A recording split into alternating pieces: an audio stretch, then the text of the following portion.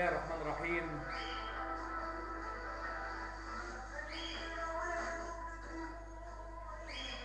اهلا بكم. هنتكلم النهارده عن معنى الفساد السياسي. هبسط لكم يعني ايه معنى الفساد السياسي.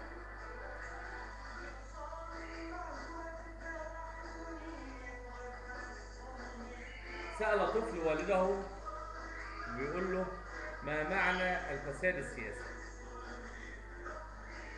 ابوه قال له: يا ابني انا مش هبلغك او مش هخبرك معنى الفساد السياسي ايه، لانه صعب عليك في السن ده، لكن خليني اقرب لك الموضوع. الاب قال لابنه: انا بصرف على البيت، لذلك انا هطلق على نفسي اسم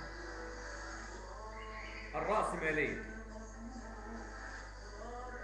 وامك بتنظم شؤون البيت،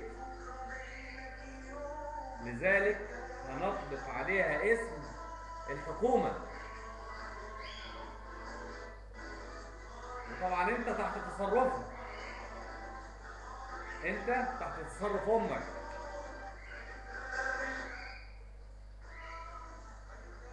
فهنطلق عليك اسم الشعب. اخوك الصغير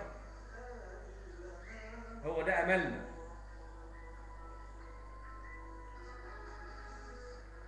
ولذلك هنطلق عليه اسم المستقبل. اما الخادمة اللي عندنا في البيت هي بتعيش من ورانا، هنطلق عليها اسم القوة الكادحة. روح يا ابني وفكر، لعل وعسى توصل لنتيجة. ده كان كلام الأب لابنه. الواد يا عيني في بالليل ما عرفش ينام، قعد يفكر طول الليل في كلام أبوه، فقام من على السرير وهو قلقان.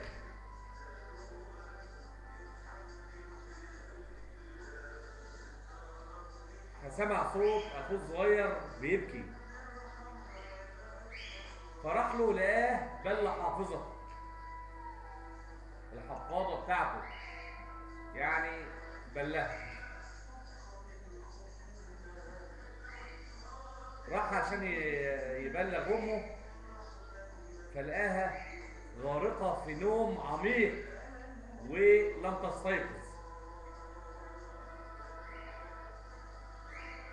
واستغرب ان ابوه مش نايم جنب امه، فراح عشان يدور على ابوه في البيت.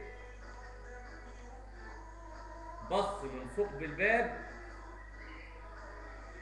لقى ابوه مع الخدامه.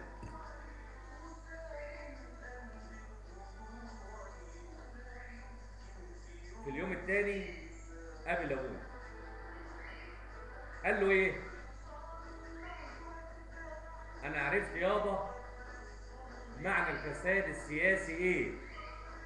فقال له: شاطر يا ابني، طب قول لي يعني ايه معنى الفساد السياسي؟ فقال الولد لأبيه: عندما تلهو الرأسمالية بالقوى الكادحة وتكون الحكومة نائمة في ثبات عميق، فيصبح الشعب قلقا تائها مهملا تماما، ويصبح المستقبل غارقا في القذارة. ذلك هو الفساد السياسي يا ولدي. لعل وعسى تكون الرسالة وصلتكم باختصار شديد، الحدق يفهم. أشكركم، والسلام عليكم ورحمة الله تعالى وبركاته. شاهر نور الدين.